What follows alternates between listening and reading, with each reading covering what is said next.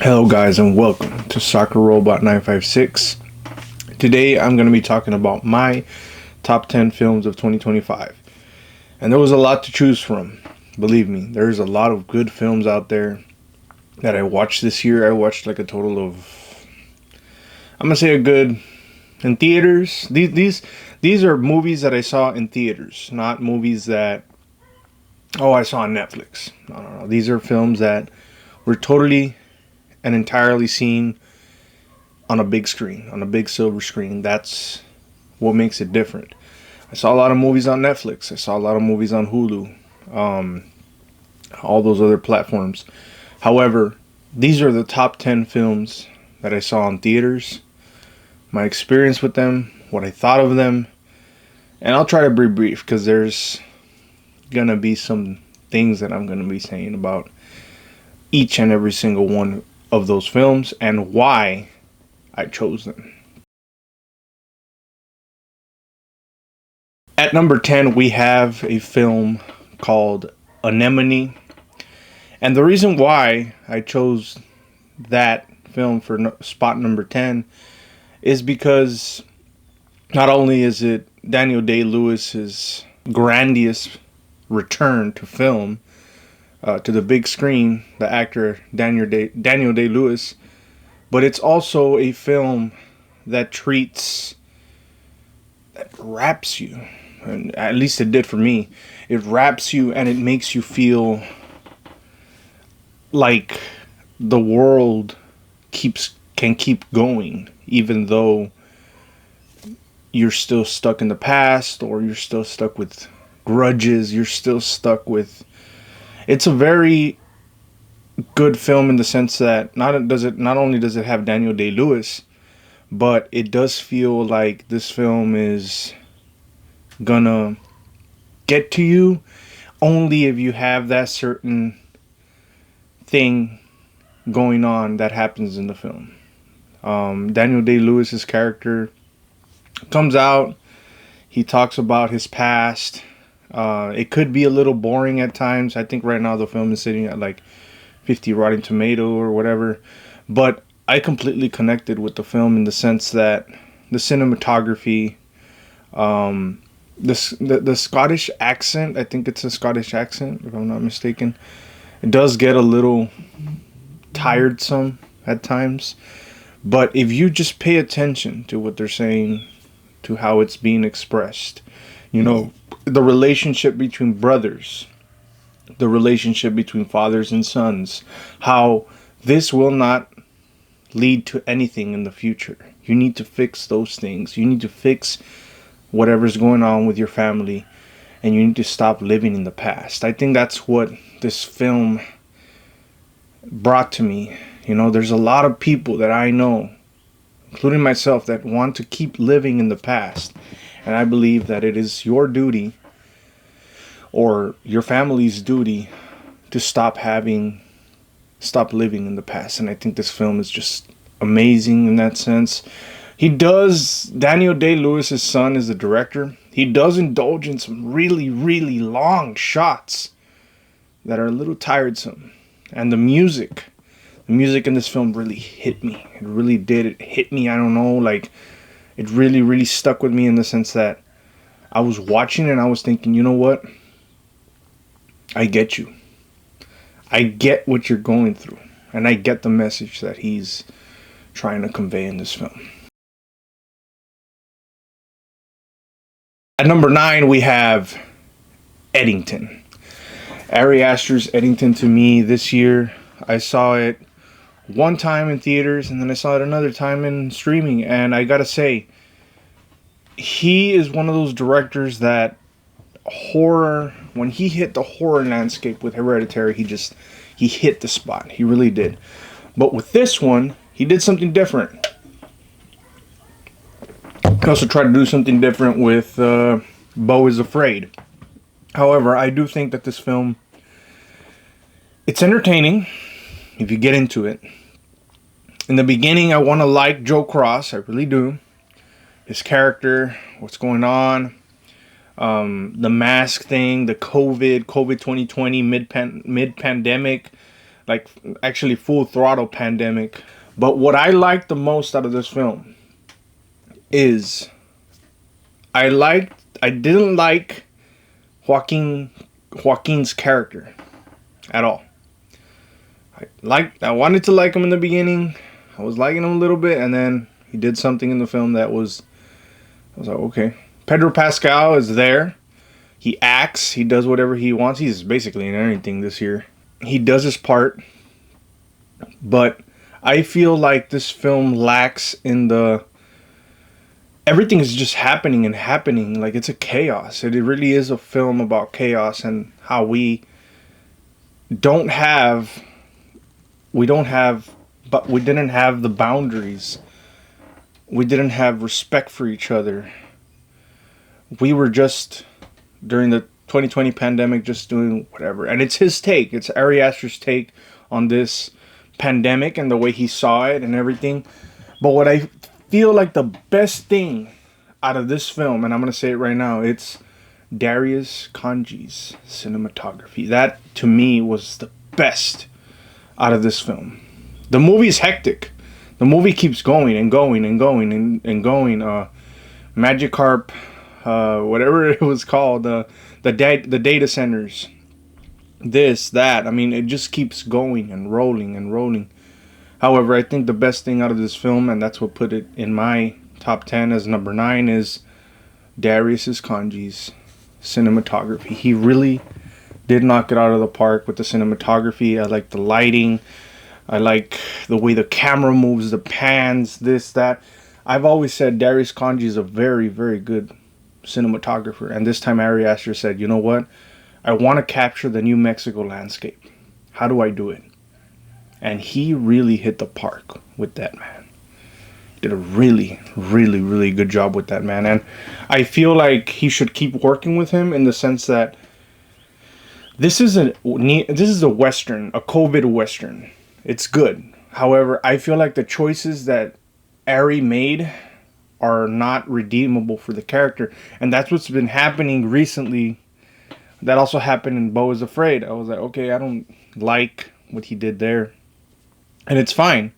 It really is fine that he wants to play that card. But I feel like the cinematography in this film is at top notch. Emma Stone's character hides something. A secret. And it's going to be told to you. It's going to be told to you, shoved in your face. But if you don't pay attention to what's going on, you really have to be paying attention to this film. And this film will draw you in. It will suck you in the story department. However, like you're trying to understand all these things happening at once, and you're like, you know what? Damn, that's a lot to take in. And it is a lot to take in because that's how the pandemic was. It was just thrown at us. But I think the best thing that made me like this film was Darius Khondji's contribution to this film in the cinematography department. So, Ari Aster, you did good there. Number 8 is Sinners. Sinners is a film that I think has good pace, has good cinematography, has good casting too. Michael B. Jordan playing 2 characters, and the movie just keeps going and going and going. The music, the characters, but when the reason why I put it in my 8 is one reason and one reason only. That villain, Jack O'Connell. That villain played by Jack O'Connell was just perfect. I think that he did a really, really good job as Remick, the vampire, in this film, and that's the reason why I like the film. It's a good film in the sense that it keeps going. The film keeps flowing. It's the cinematography department. They tried to do something there with the generations of music and this and that, but I think the standout really is the villain in this film. He was somebody that you felt he could do some damage. You felt he was just lurking, creepy vibes, this and that. But what I think Sinners lacks is, I mean, it doesn't lack, but I think like there's more to this story. There's more to this story of these characters I mean, it is a really hefty film in the sense that, I mean, for me, it was just when a movie is good, I just watch it. I just keep watching it and watching it and think, you know what? This is a good film. It just keeps rolling and rolling. And this in the story department, they did a really, really good job. The costume design, the set design, the setting, Michael B. Jordan's character. You've got a lot of things going on in this film, and I really loved that they put Jack O'Connell as Remick, because his character not only brings instability that was needed in this film because everything was going amazing, it just makes it feel like something like sort of like a racial thing going there, you know, like and I feel like Ryan Coogler really did cook with this one in that sense. He's always trying to do some message. And I feel like he delivered with this film. Ryan Coogler really delivered in this thing. I feel like this was the hidden, I don't know. I feel like this was the hidden gem this year. You could say like this was okay, nobody expected it, but it did hit. It really did hit. Hailey Steinfeld is also amazing in this film. Hailey Steinfeld, she delivers each time she's on screen. The whole cast really. There's moments of tension. There's moments where you feel like, okay, where's this going? And it keeps you drawn. The movie keeps you drawn in the music department, the costume department, the production design department, and the cinematography. And I feel like this film, if you didn't watch it in IMAX, you're truly missing out. You really are. This was one of the greats this year, and I feel like you should give it a try if it re-releases again on IMAX and watch it. And I heard Ryan Coogler is going to make more. So that's good. And he's going to own the rights of the franchise. So this was just a kickoff for him. So let's just hope for the best. The man is a master at his work. He can deliver. And he's in the start of something, which is good. Avatar: Fire and Ash. I just watched it, I think this coming weekend. This coming weekend. And I gotta say, this is probably the weakest Avatar film out of the three, in my opinion. It does have things going on, you know, but I feel like this story is recycled in a sense. But the reason why I put it in number 7 is because this film has really, really good. There's something about it where the set design, I don't know what they did, but they really, like, Jake Sully's story is still going. But I feel like this film did something special in the sense that it blended the CGI or the rendering, and sometimes the sets feel like the grass, you know, like there's a shot where they're talking and everything, and the grass in the bottom is like, it looks like real grass. So they're blurring that line. And I saw it in IMAX 3D too, so that also gives it points, you know, like. But I felt like this was the weakest movie out of the three in the story department. You have Miles Quaritch again as the villain, but this time he has a sidekick, you know, Varang.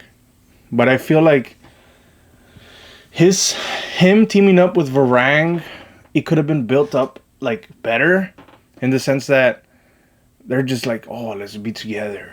You need an equal, you know, like Miles Quaritch is the best character in this film, I think. However, where they're just dragging him, and I feel like this film gives him a closure, but doesn't really give him a closure, you know. In number 1, in Avatar 1, he had this dialogue where he said, you get yourself some new tail. I don't know how he says it, like, and you already think you're one of them, something like that. And he goes against that in this one. It doesn't build up. Like, there's not a wake-up moment where he says, you know what? Maybe I need to, like, yeah, it could have been like, better in that sense, where he could have been like I'm gonna team up with this chick because I like he did need her, you know, he did need her so that he built an army with them basically. But he went against his will from Avatar 1. Like he's gonna do it for the human race and this and that, and he's still doing the mission, but it's just different players, you know. He recruited players, and but I feel like this story is just recycled. You know, it's action set pieces. It's 3D IMAX. You know, it's action, action, action, nonstop action. Things are happening for 3 hours. But I feel like this is the weakest of the Avatar films. I gotta say it. I mean, I don't know.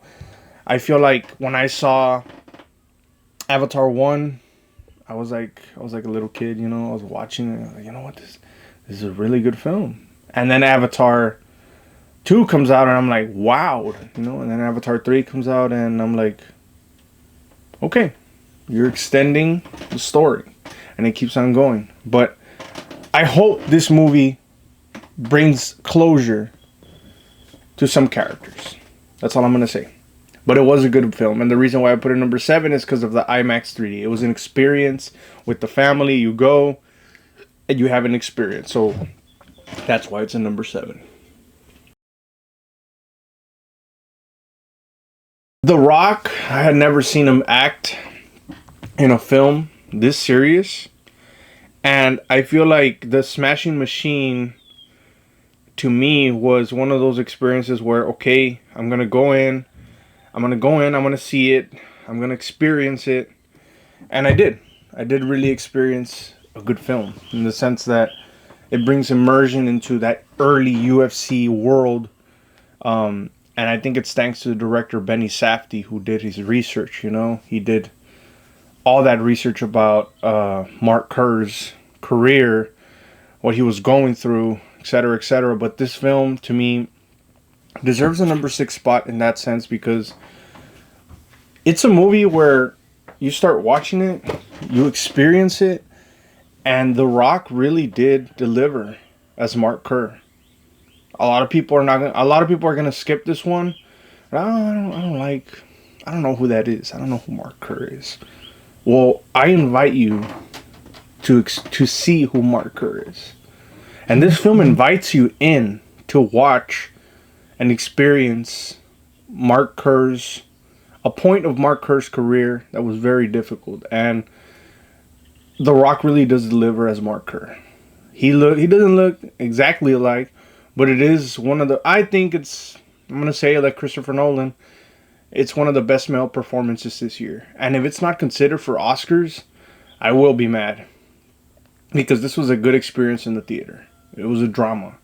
Emily Blunt's character, it's a good relationship. It's a good bad relationship going on. And this was a point in Mark Kerr's career where I feel like this film is telling the personal story of that difficult time in his career, but also one of the greatest times in his career, because that sport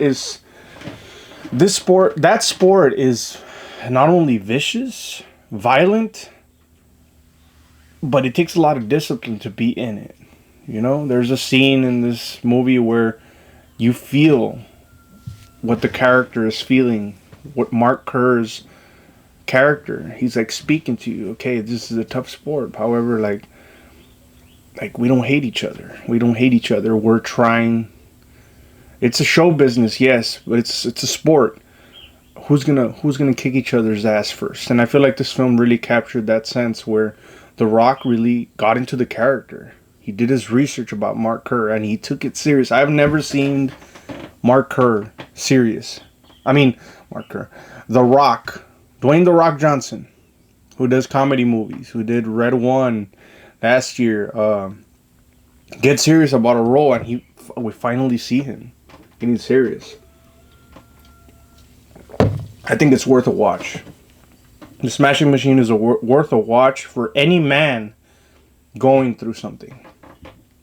Any man. You could be going through the most difficult time in your career, but you must watch this film.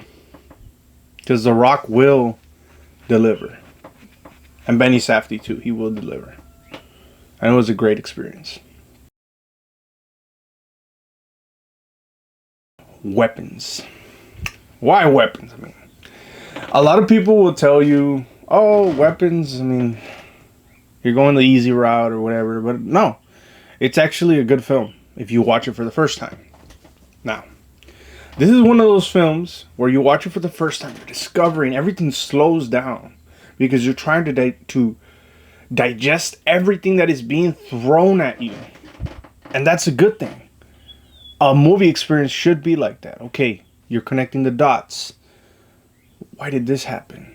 What is going on? And little by little, the web starts getting untangled. The web starts getting untangled, and as it gets untangled, that's a good thing. That is a good thing. I feel like the best scenes of this film is the beginning. And some scenes in between. But I feel like this film will grab you and won't let you go. You're gonna get your ticket's worth if you're watching it for the first time, especially in the theater. So that's why it's very important that you watch it and nobody tell you nothing about it. There is a character that deserves recognition in this film, and I feel like she is gonna get the recognition she's gonna get. I'm not gonna say her name because I feel like, I mean, everybody should know already. Everybody already watched the film, but I don't want to say it. It's a choice.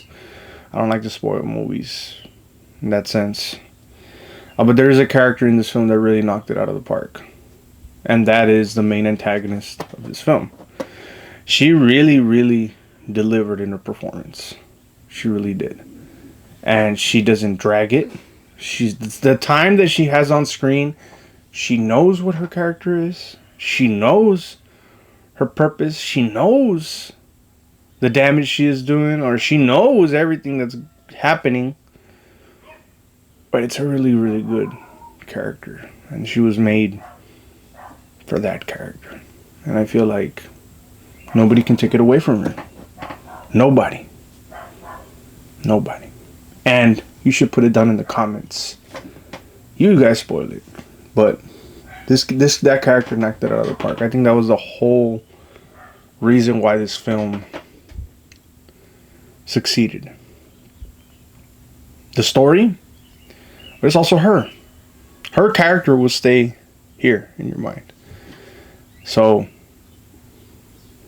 they did a good job in that department. They did a really, really good job.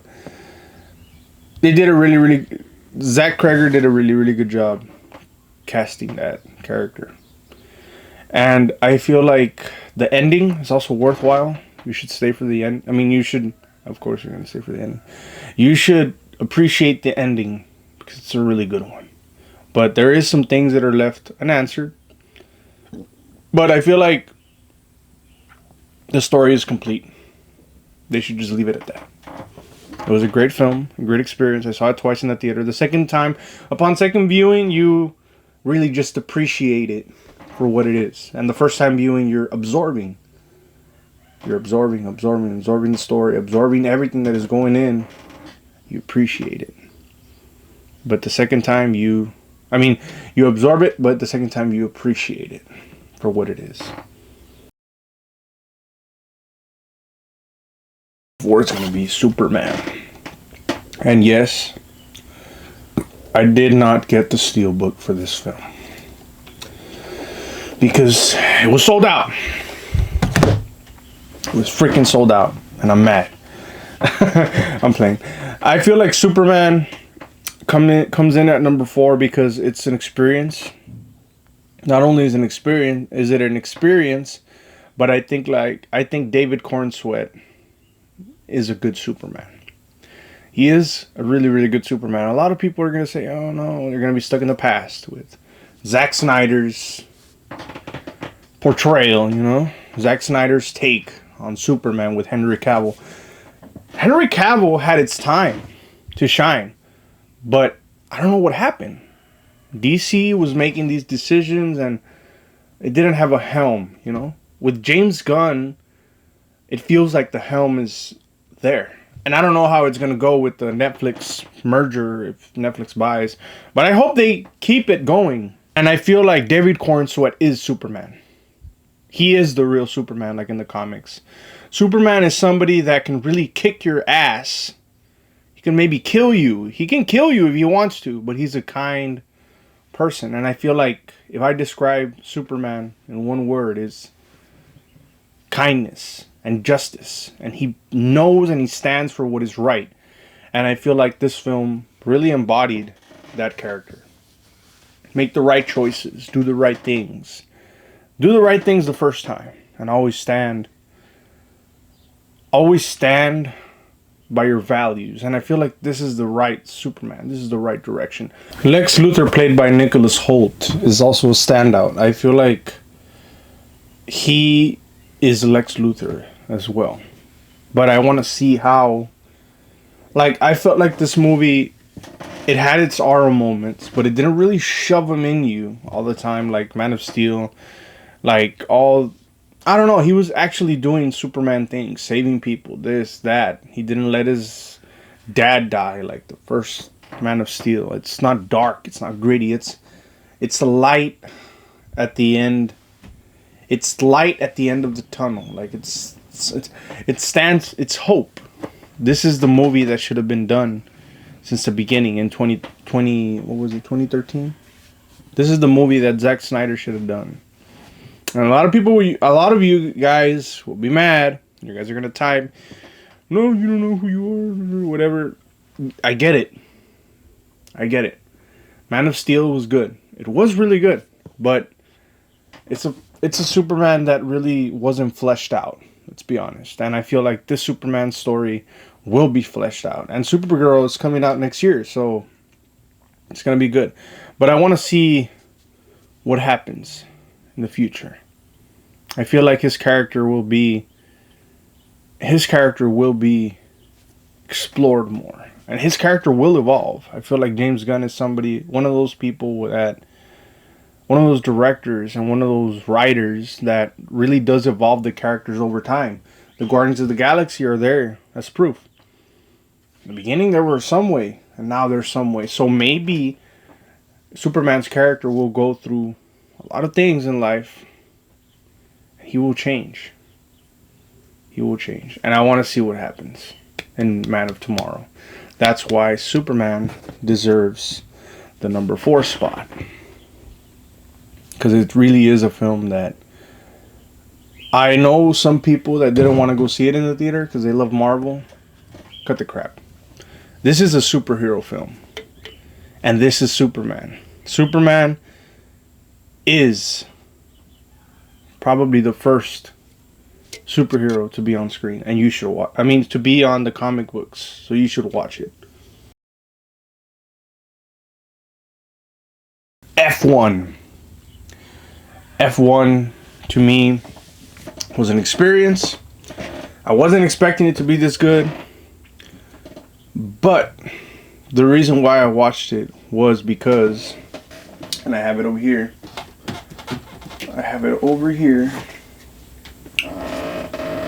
The reason why I watched this film,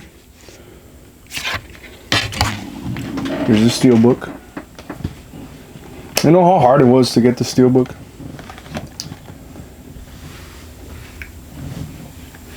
Look at that. What a beauty. I even have this. I have it. But I'm really proud to watch it, to have experienced this experience in the theater, because I feel like Brad Pitt has come to an age where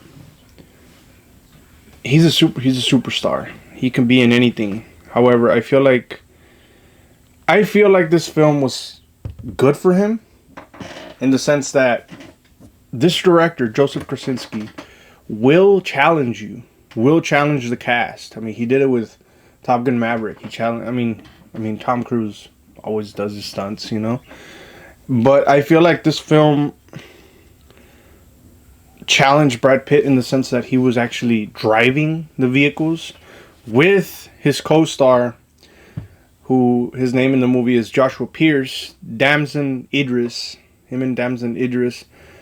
Uh, I feel like this film is one of those films where you watch it and you just can't stop looking at it. You know, like it's that good. You know, the beginning sequence is really really good. The intro, stylistic. But there's one reason why, and that reason is Hans Zimmer. Hans Zimmer enhances the visuals and editing in this film, and he does it with his music. The music will stick with you, believe me. There is a sequence also in the middle that stood out, which is the montage scene. It has a song named "Lose My Mind" that is also blended with Hans Zimmer's orchestra, or his mix that he did for this film in the soundtrack department. And I feel like this movie will teach you a lot of things about coming back. You could be 60 years old, you could be 80 years old, you could be 70 years old. Your time to shine could be right around the corner. You just need to take a leap of faith. And I feel like Sonny Hayes is somebody that it really does tell you, like, it's not about the money. That's what he said. There's an actual dialogue in the film. It's not about the money. Then what is it about? And he stays quiet. Sometimes it's not about the money. Sometimes it's about your passion, you know, and this guy has a passion for what he does. And his moment never came until the end of this film. And I feel like all these sequences where they're driving, that's the best part of this film. And the editing department too. Editing, soundtrack, and the ending will hit really good. And I feel like you guys should have watched it in the big screen. If it comes back, watch it. I watched this movie 3 times in the theater, just to let you know. Maybe that's a little excessive, but I think Apple TV did make a good film for the screen, and they did good casting with Brad Pitt, Kerry Condon, Javier Bardem, Damson Idris, Lewis Hamilton was as a producer. He also comes out in the film briefly. I think I saw. I don't know if it's me, but I think I saw Chris Hemsworth in there in a brief shot. Maybe it's just me. I don't know. I saw him briefly. Maybe it was because of his role in Rush or something. I think that's the name of the film. But I think this film is a good movie. It's really good in the sense of the editing, the soundtrack by Hans, and you should give it a shot. And it's a message to all of us men and women who think, you know what, I can't do it no more. Yes, you can. You can do it in your passion. If you have a passion for something, you wait long enough and you keep doing it. You stand by your heart. You will eventually make it. You will eventually make it. You just need to keep pushing. Keep pushing and keep going into what you like. What you like. Nobody else is going to push you but yourself. And this film shines in that sense. It tells you that message. Keep pushing. Eventually, if you don't give up, you're going to make it. At number 2, we have a film by Yorgos Lanthimos named Bugonia. Why number 2? Well, it was very tough.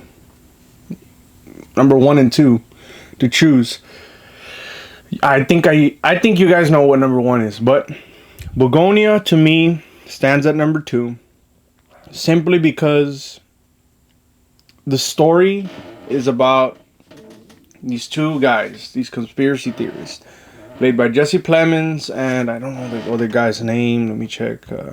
Aiden Delbus. Oh yeah, okay, him.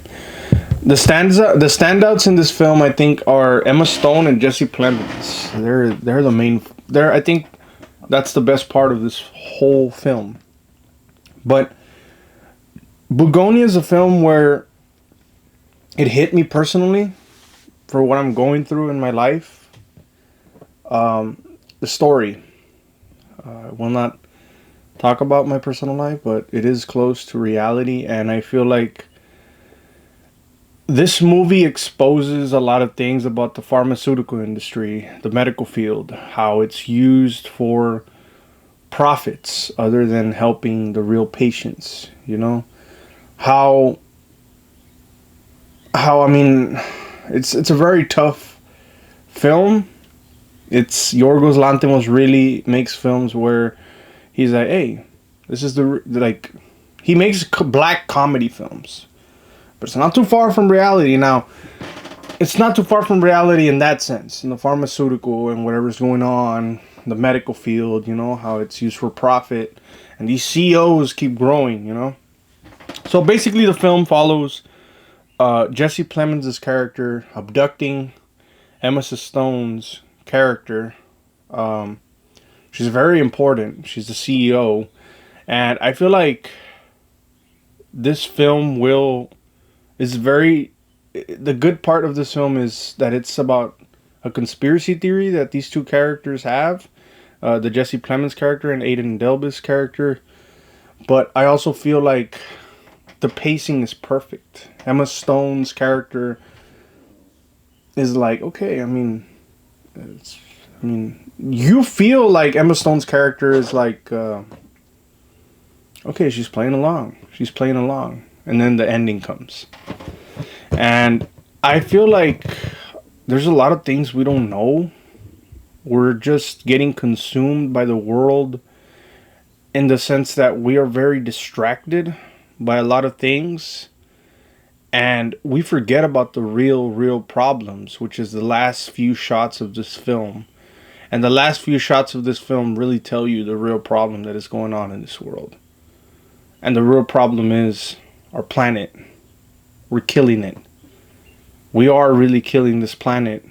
We are taking its resources and using it for not personal gain, but like these companies don't give a crap about what they're doing. And yeah, a lot of people are going to say, well, why are you talking about this? Like, why are you expressing yourself? I'm just expressing what the film shoved at my face. And it is a really good story. I suggest you watch it. I watched it in I think it was in IMAX. It was another format. But the VistaVision in this film really stands out. The VistaVision cinematography really stands out. I feel like Yorgos Lanthimos made a black comedy deemed worthy this time. I think it's his best film, to be honest. Emma Stone's character is very, how could I say it? She just indulges in her role. And Jesse Plemons as well. He's fully convinced of what he believes in the movie, which turns out, I won't spoil it, but I think this movie is one of the best top tier films this year. And it really deserves the number 2 spot because it makes you think what is really important in this world.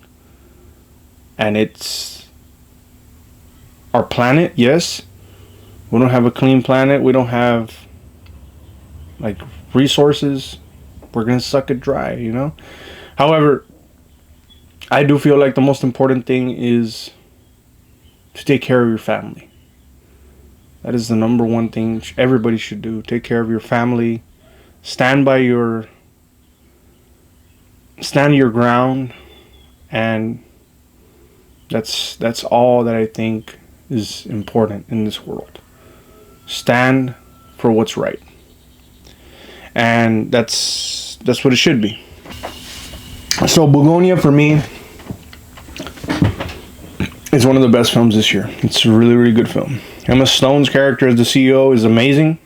Jesse Plemons' character named Teddy is also somebody that he knows what he's doing. And these two performances really stood out from this film. and I loved it, every second of it. Well shot, well filmed, great soundtrack, great casting, but above all, eye-opening. That's what it is. Eye-opening cinema. And I'll leave it at that. At number 1, we have The Grand Opus.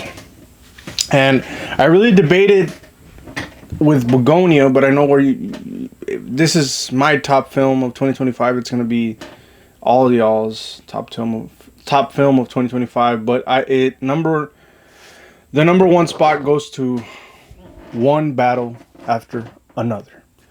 Why would you say? I mean, first of all,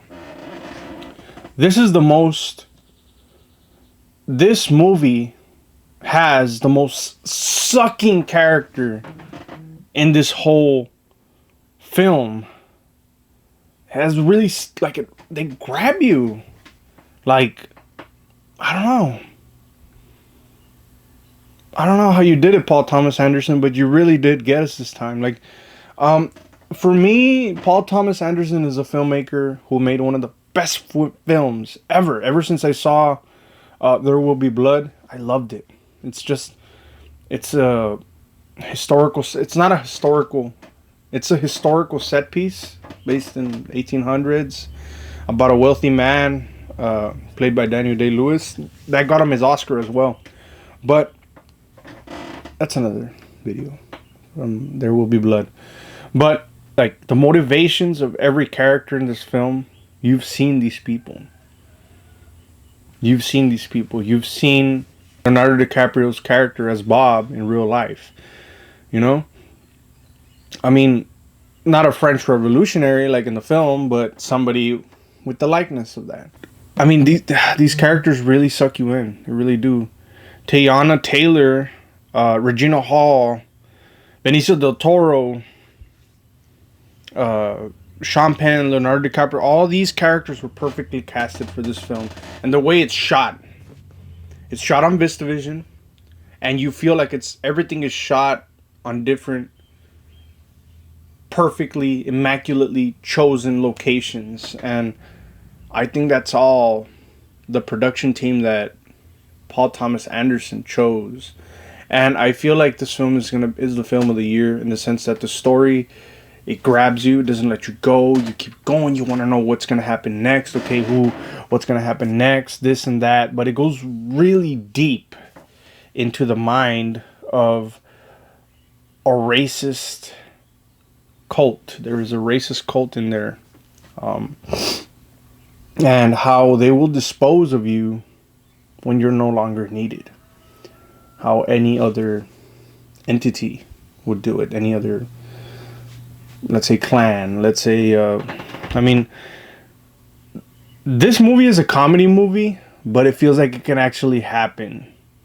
And I think the reason why it could actually happen is because the way Paul Thomas Anderson shot it.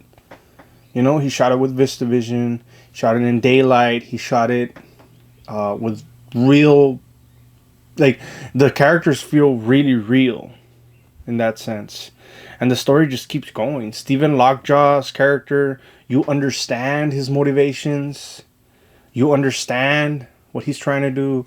Bob's character, you understand his goals, how he's trying to escape from these people, from this entity, you know, like from the government, stuff like that. Perfidia Beverly Hills. Also, you understand her character. These are very intimate moments that, like, with the VistaVision camera, captures the motivations of each of these characters perfectly. Regina Hall's character, I've never seen Regina Hall this serious as Deandra. I had never seen her this serious since Scary Movie. I mean, Scary Movie is just comedy. She was just like all the comedy relief, you know, in those films. But this time, she took a serious role and she nailed it. She really did nail it. Benicio del Toro, the moment that he's there, he shines. He shines. His character he's there briefly, but you feel like all these characters are going through all of this and this journey, this brief journey, and you feel for them. You feel for whatever is going through. But at the end, the way this movie ends is it's funny, it's good, but it's a journey, and it's a good one with VistaVision, and Paul Thomas Anderson really delivered. And I was telling you, I was debating, okay, Bugonia, okay, one battle after another, and I went with this one because I only had to see it twice to understand that this is the film of the year. Why? Because the characters' motivations, the character's purpose, and everything will work out. Everything will work out for everybody. And that's important. That's what's important. Whatever struggle you're going through, whatever struggle you feel you can't accomplish, you have to keep pushing. You have to keep pushing and take it one battle after another. And this film really, really did deliver in that sense. And I loved every minute of it. Every minute of it. Like first time watching it, I saw it in the theater and I was like, okay. But the second time, I appreciated it more. And I thought to myself, this is cinema. This truly is cinema. And I think that's a compliment that Paul Thomas Anderson knows that everybody's giving him. He knows. But his purpose for this film is very important in this time. And thank you, Paul Thomas Anderson, for making this film and making it happen and casting all these amazing actors to play these parts. And you did it. You did it this year. I didn't want to give it to you. I wanted to give it to Bugonia because I feel like Bugonia was, but it's not the scale as this film. This movie has scale. This movie has its moments. This movie has a struggle. This movie has a conflict that keeps moving,